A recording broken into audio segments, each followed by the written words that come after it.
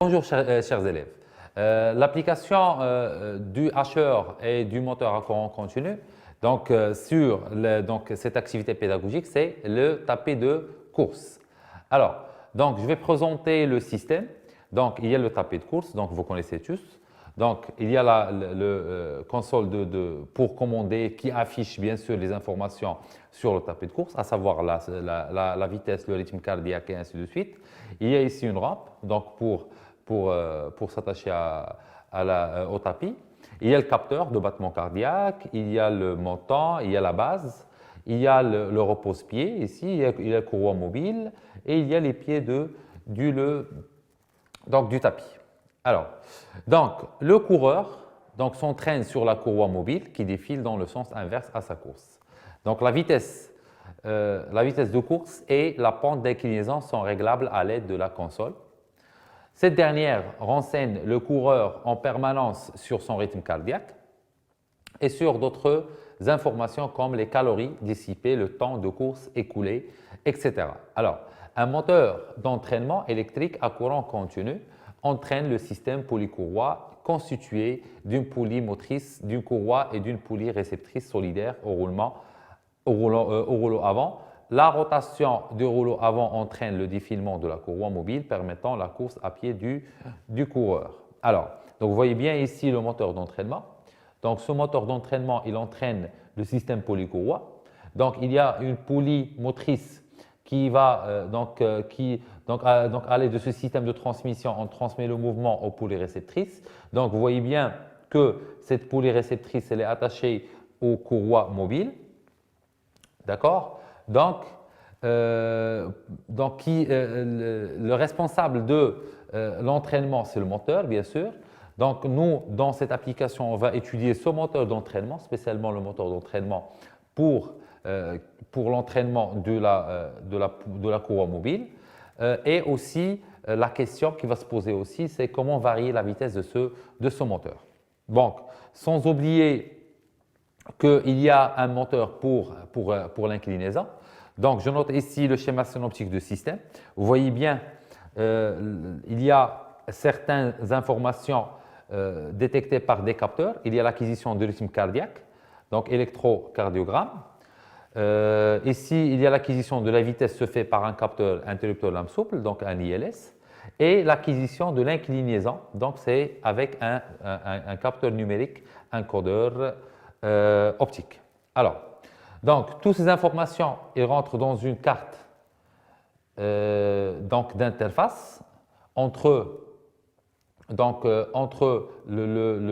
l'énergie et le moteur. Vous voyez bien ici que le moteur, il y a deux moteurs, donc le moteur d'entraînement de la courroie et le moteur d'inclinaison. Alors, le traitement de toutes ces informations se fait par un microcontrôleur, d'accord? Et la communication, il se fait par la console, c'est-à-dire l'interface homme-machine.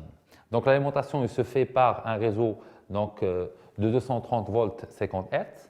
D'accord? Nous, l'intérêt ici, c'est étudier le moteur d'entraînement et la carte d'interface. Donc, la variation de vitesse du moteur d'entraînement de la courroie mobile du tapis. Donc, cette variation de vitesse est assurée par un racheur série, déjà abordé dans le cours de racheur série, dont la commande est réalisée par la carte à microcontrôleur. Donc, le microcontrôleur, ici, c'est un microcontrôleur de type CSF897, donc ce que vous allez voir l'année prochaine, Inch'Allah. Suivant la technique Emily, c'est une technique pour la commande du hacheur, donc c'est la modulation largeur d'impulsion que vous allez aussi le voir plus tard. Son schéma de principe est le suivant. Donc ici, il y a le hacheur, généralement un transistor. Il y a la commande Emily. Donc, on obtient cette commande à partir du microcontrôleur. Il y a la diode DRL qu'on va citer son rôle. Il y a l'inductance de lissage ou la bobine de lissage et le moteur à courant continu. Ici, elle est schématisée par une force contrôle électromotrice E' et une résistance d'induit R. Alors, je note ici les données. On donne U0 300 volts, la résistance d'induit 1,1 ohm, la force contrôle électromotrice c'est E' 109 volts, IM dans le courant dans le moteur et le courant donc, dans l'induit et sa valeur moyenne IM est de l'ordre de 18 ampères.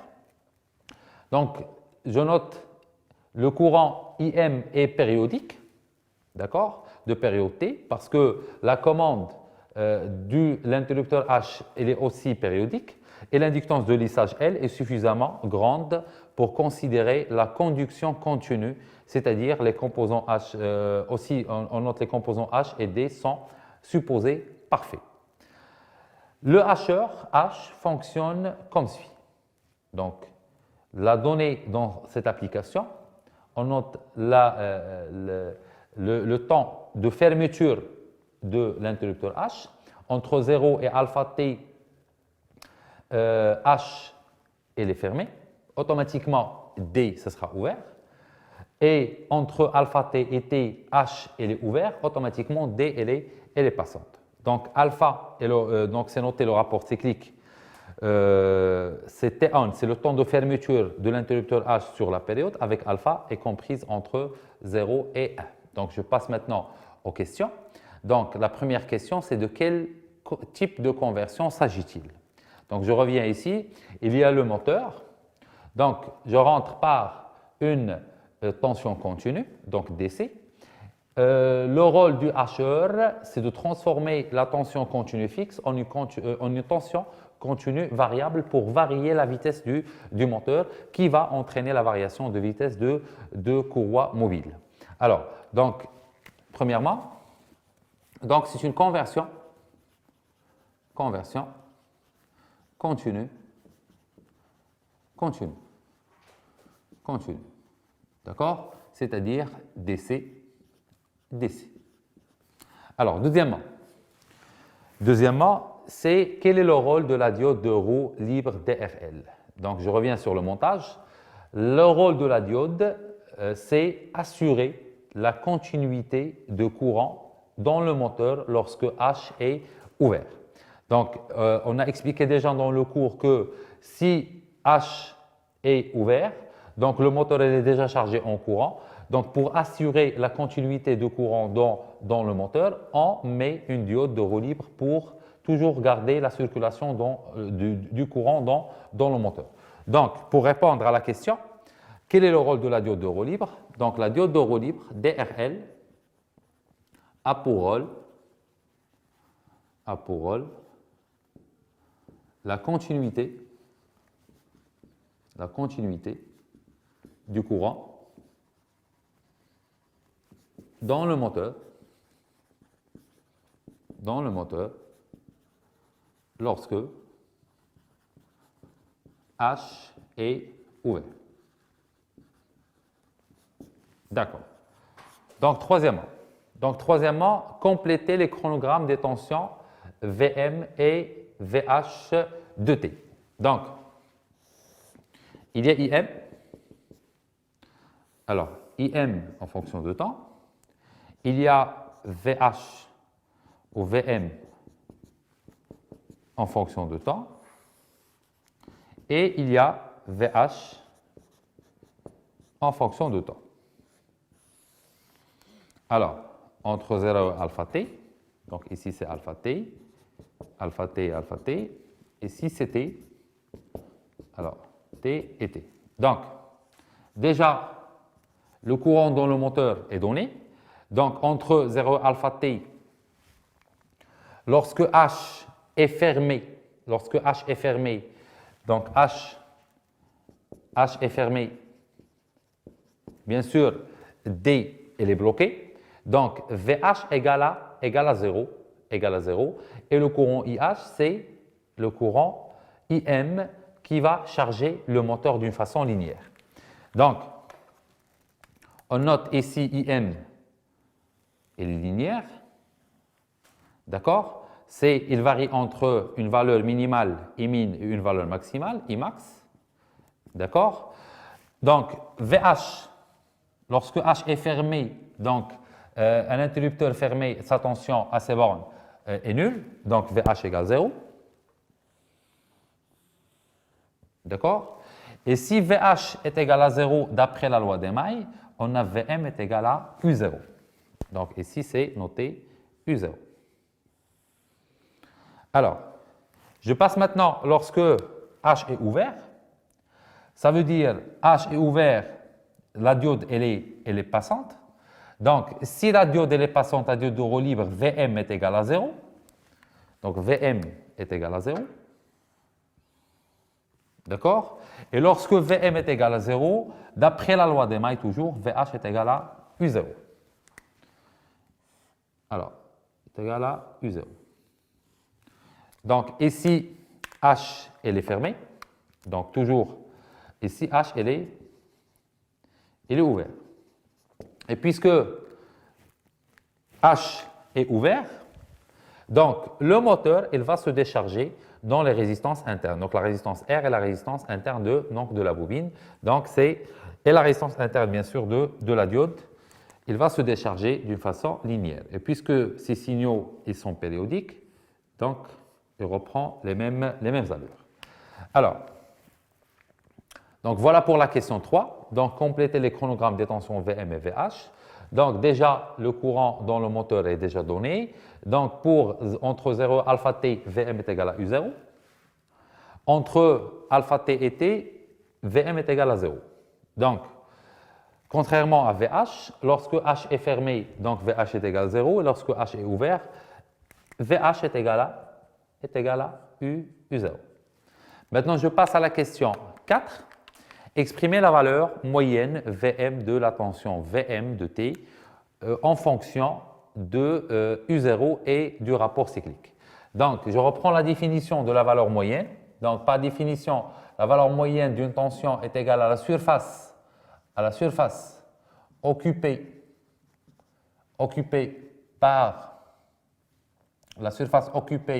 par le signal pendant une période sur la période. Donc ça, c'est la définition de la valeur moyenne pendant une période sur la période. C'est-à-dire, je veux calculer la surface occupée par le signal Vm. Donc, puisque c'est un rectangle, donc je calcule la valeur moyenne, ou je calcule la surface. Donc, Vm, qui est égal à la surface, puisque c'est un rectangle, c'est la longueur fois la largeur. Donc, c'est U0 fois alpha t. Je divise sur alpha t. Donc, je multiplie alpha t fois U0 pour calculer la surface. D'accord? Donc, pour calculer la surface et diviser sur t. Donc, je simplifie par t. Et finalement, Vm est égal à alpha fois U0. Voilà. Donc, pour passer à la question 5, on suppose que le courant IM soit constant et égal à IM. Montrer que la valeur moyenne Vm est donnée par l'expression Vm est égal à E' plus R fois IM. Donc, pour répondre à cette question, je reviens sur le schéma. Donc, ici, j'applique la loi d'Emaille. Donc, on a Vm de T, qui est égal à UL de T. Donc, UL, c'est la tension au bord de l'inductance, plus E' plus R fois IM de T. Donc, ici, c'est tout simplement la loi d'Emaille. Alors, la loi d'Emaille. Donc, j'applique la valeur moyenne. Ça veut dire que la valeur moyenne Vm, qui est égale, la valeur moyenne de Vm de T, qui est égale à la valeur moyenne de UL, plus E' plus R fois IM. Or, la valeur moyenne de UL, qui est égale à L fois dérivée de IM sur dt. Alors, déjà, on a dit que dans le cours du HR, donc la tension au bord de l'inductance, elle est définie par l'inductance fois la dérivée de courant donc UL, donc c'est l'inductance fois la variation de courant par rapport au temps. Ça, c'est la formule c'est la loi d'Ohm, si vous voulez, dans l'inductance donc l'inductance de lissage. Alors, puisque puisque IM est une constante, alors la dérivée, donc la dérivée est égale à 0, automatiquement UL est égal à 0. Donc finalement, Vm qui est égal à E' plus R fois IM. Donc toujours pour démontrer cette relation, on commence toujours par la loi des mailles. Après, on applique la valeur moyenne sur l'équation. Donc, il faut juste dire que la valeur moyenne de la tension en bord de l'inductance est nulle puisque le courant dans l'inductance est constant. C'est déjà supposé dans l'exercice. Donc, ici, on suppose que le courant IM soit constant et égal à IM. Donc, cette condition qui rend la tension en bord de l'inductance est nulle. Alors, maintenant, je passe à la 6e question. Quelle est la valeur du rapport cyclique? Donc, pour calculer la valeur du rapport cyclique, donc, je vais combiner deux formules. Donc, il y a la première formule, la deuxième formule. Donc, je note Vm qui est égal à E' plus R fois I fois IM, implique que alpha fois U0 qui est égal à E' plus R fois IM, implique que alpha qui est égal à E' plus R fois IM sur U0. Donc, d'après les applications numériques, alpha, E', donc je reviens, qui est égal à 109, plus R qui est égal à 1,1, fois IM, donc qui est donné 18, sur 300. Donc, j'ai noté ici donc, les applications numériques pour ne pas se tarder. Donc, c'est 0,4043. Il faut préciser que alpha n'a pas d'unité. Alors, septièmement, le moteur tourne à N est égal à 2756 tours par minute. Calculer la constante électrique du moteur et préciser son unité. Alors, dans le cours du moteur à courant continu, on a dit que la vitesse du moteur elle est proportionnelle à la force contre-électromotrice. Donc, la force contre-électromotrice E', donc cet aimant, E', il est lié à la vitesse par la relation KE fois N. Donc, je peux tirer simplement KE qui est égal à E' sur N. Donc, on a déjà E' qui est égal à 109 sur N qui est égal à 2756 tours par minute. D'accord? Donc, ici, c'est 0,04, tout calcul fait. Volt, donc l'unité de K.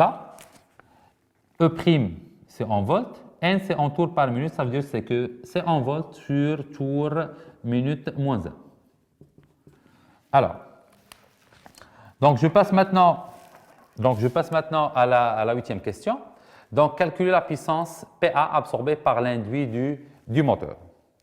Donc, le moteur, il absorbe une puissance qui est égale à IM fois VM. Pourquoi j'ai dit IM fois VM? Parce que la valeur moyenne de la tension au bord de l'inductance, elle est nulle. Donc, je peux dire que PA, qui est égal à VM fois IM, qui est égal, alors la valeur moyenne, elle est déjà calculée, ou elle est déjà, si vous voulez, donc elle est déjà, donc ça c'est alpha fois U0, d'accord? Donc c'est alpha fois U0. Donc on a U0 qui est égal à 300 volts.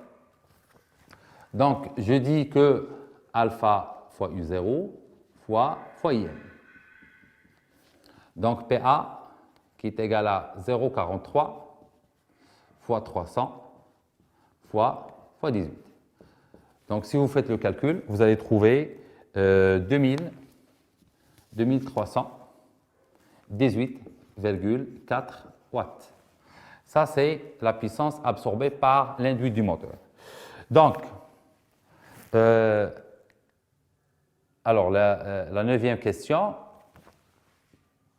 question numéro 9, les pertes joules.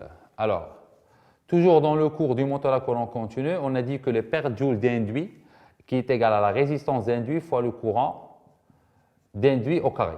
Donc, c'est 1,1 fois 18 au carré, qui est égal à combien? Qui est égal à 356,4 watts. Alors, je passe maintenant à la 10e question. Alors, qui dit qu'on déduire la valeur de la puissance électromagnétique. Donc, je reprends le bilan de puissance du moteur à courant continu. Vous avez PA qui est égal à VM fois IM. D'accord? Donc, ici, vous avez les pertes joules d'induit qui est égal à R fois IM au carré. Alors, ici, vous aurez la puissance électromagnétique, PEM. Et après, si donc il y a les pertes collectives, notées PC, on aura PU. Donc voilà le rappel sur le bilan de puissance. Bilan de puissance. Alors, bilan de puissance. Donc, d'après le bilan de puissance, on a PEM qui est égal à PA moins les pertes joules d'induit qui est égal à 2318,4 moins 356,4 alors qui est égal à, tout calcul fait, qui est égal à 1962 watts. Alors, le couple électromagnétique, par définition, c'est la puissance électromagnétique sur la vitesse angulaire. Alors, donc avec or oméga, qui est égal 2πn sur 60. D'accord? Donc, si je combine ces deux relations, donc on a le couple électromagnétique qui est égal à PEM fois 60 sur 2πn. Alors, donc si on fait l'application numérique, donc le couple électromagnétique, c'est 1962 fois 60 sur 2π fois la vitesse qui est égale à 2756. Ça va nous donner tout, donc l'application numérique, elle est déjà faite. Donc c'est 6,8 Nm. Alors, pour question numéro 11, donc sachant que les pertes collectives est égale à 200 watts, calcule la puissance utile et le couple utile. Donc la puissance utile, donc d'après toujours le bilan de puissance qui est égal à PEM moins PC, ça veut dire que 1962 moins 200 qui est égal à 1762 watts. Donc, via la même formule, donc le couple utile qui est égal à puissance utile sur oméga. Donc, on remplace toujours oméga par 2πn sur 60 qui est égal à PU fois 60 sur 2πn qui est égal à 1762 fois 60 sur 2π fois 2756 qui est égal, tout calcul fait, 6,1 Nm. D'accord? Donc, finalement, donc on va finir par la 12e question. Donc, le rendement du moteur. Le rendement du moteur. Alors, par définition, le rendement du moteur,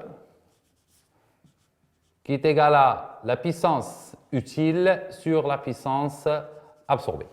Donc ça, c'est la définition du rendement du moteur. On note l'application numérique directement. C'est 1762 sur la puissance absorbée qui est égale à 2318,4, donc qui est égal directement 0,76 qui est égal à 76%. Donc finalement, donc j'espère que c'est clair. donc sur cette application qui englobe le hacheur série, l'application du hacheur série et son association avec le moteur à courant continu. Et au revoir.